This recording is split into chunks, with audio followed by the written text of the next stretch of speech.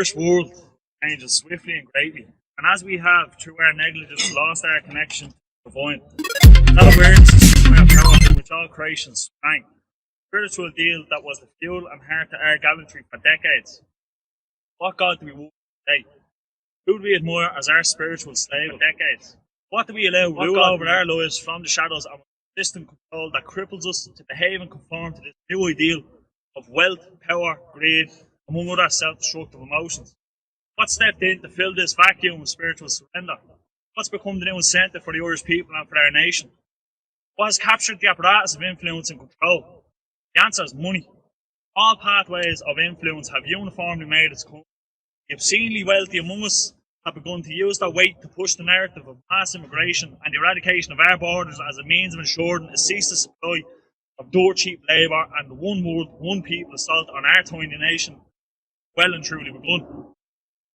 Almost as subconscious as the effort to breed, people across this nation began to accept that narrative, and the nationalist was driven to silence for worry of being marched to the gallows and excommunicated from society. Instead of us finding a method to support these individuals in struggling regions, to feed, clothe, house, educate and provide lasting solutions for them in the communities they've always called home, a deeply corrupt union of the press and political elites has begun to craft a narrative that the only way to help these people is to import and to help them live next door to us. In our oblivious, albeit well-intentioned charitable instincts, we have watched as well-funded non-governmental organisations have introduced rows of immigrants with no investigation or evaluation into Ireland. It's difficult to visualise, however, Ireland's people's altruistic instincts and our national assets have been seized to aid the never-ending demands of the morally corrupt. Money, power, fame, and an overall pursuit of a pure transcendence, a feeling of my world, my God. The result so far of this large-scale sociological experiment where scores of people seem arrogant to accept has been the soaring and crime rates here and collectively to other Western nations. Are we inherently vicious or have we merely adopted these new traits? Most strikingly, rape and sexual assault have skyrocketed across all Western regions where such an experiment is taking place. Large sections of nations once deemed safe are now off limits to young women and most of the local population. We've seen an explosion of gang violence where factions of youths deem themselves above the law and above the common civility of our nation. To what deity do they worship? To who do they answer? Terrorist events have become normalised to the point that we hardly pay attention, or we do. Perhaps for a short while, a post on social media, it's all to satisfy the interests of oneself, to promote ourselves in a way that we seem to care, but we don't. We've seen an increased strain on the welfare system, and in particular housing. As is with uncapped demand and not enough supply, property prices have naturally soared to unobtainable limits at profound economic and social costs to the Irish people. A fact most seem want to avoid at all costs. Simply question this, you will be liable. A sense of relation and commonality with one's neighbour has been replaced with restlessness. The adoration of one's ancestors has been muddled into distortion. Suicide and drug overdose rates are soaring.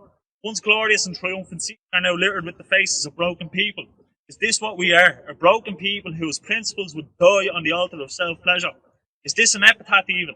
A recognition that we squandered our inheritance that our ancestors so painstakingly fought and died to preserve and protect was involuntarily discarded through the hijacking of our good nature? What if the morally corrupt never pushed this modern practice of shuffling human beings between nations as if pieces on a chessboard, and we recognise this practice as destructive to the Puritan culture? And we understand the need for the Irish nation to remain as it once was, the stronghold of resilient people who throughout the ages have triumphed in the face of great adversity. What if we recognised and understood a nation trying to represent everything all at once ultimately ends up representing nothing at all? At the end of the day, policies that the government are implementing, I'm not going to name them, just government. Typical politicians, not men of the people, have absolutely no interest for their home nation or their own people. Result of that, directly, people left die on the streets, and it only ends when we stand up and say no. That's all I have to say. Well done, Paddy. Bravo, Paddy, I got it wrong. Actually, I had a read here. One of my party members, the National Party, and we got an invite. We came because we're true nationalists. We got a read up, and I'm going to go later eat now in the have to give me a second because Mark Welly's. Get that done. Don't worry, Paddy, we'll watch the striptease. Yeah, you watch them shows from. Thanks, Carol.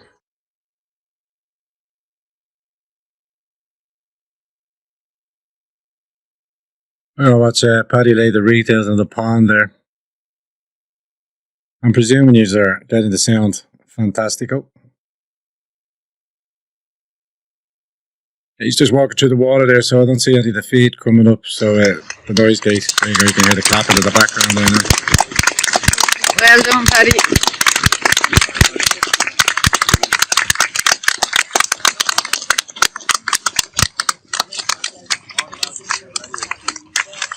We've got a few minutes left there, and we'll see how it goes out there. I wonder if there's any prayers said. Or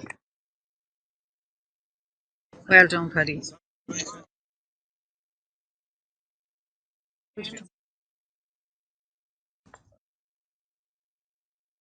If you want me to. seems like our friend Herman is there as well. No, you're right.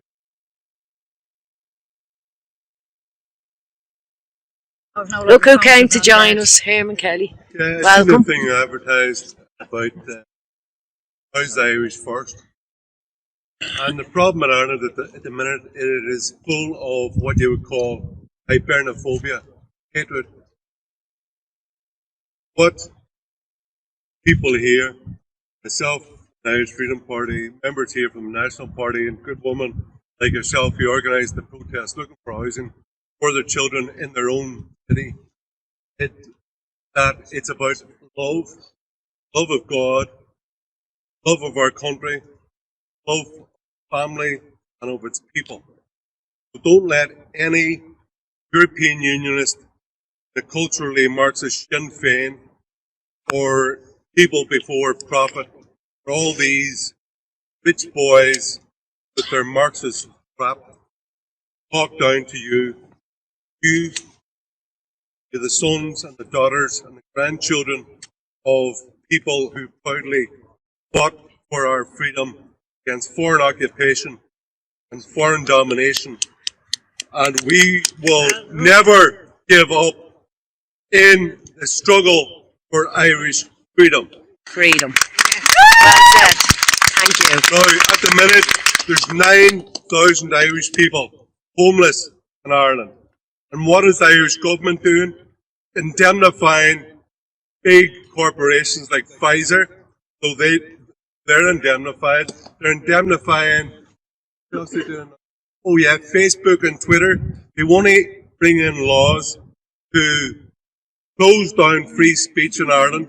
But we don't have the right as Irish people to speak freely among ourselves. And we will never accept that. And the only people who are not indemnified are, we are talking about here tonight. Dead, home for, who we have prayed for, those homeless, those many homeless who have died in Ireland the last year. I think it's 57 in Dublin alone. Everybody here thinks acorns, big oaks start off from small acorns. We, over the last 2 years, have planted a seed of Irish people again looking to take control of our own country, and that Ireland is run for the benefit of Irish people. We're not here to house the world. So keep up a good fight, get your friends and your family involved, and let's get at it. Enough is enough. Yeah. Thank you.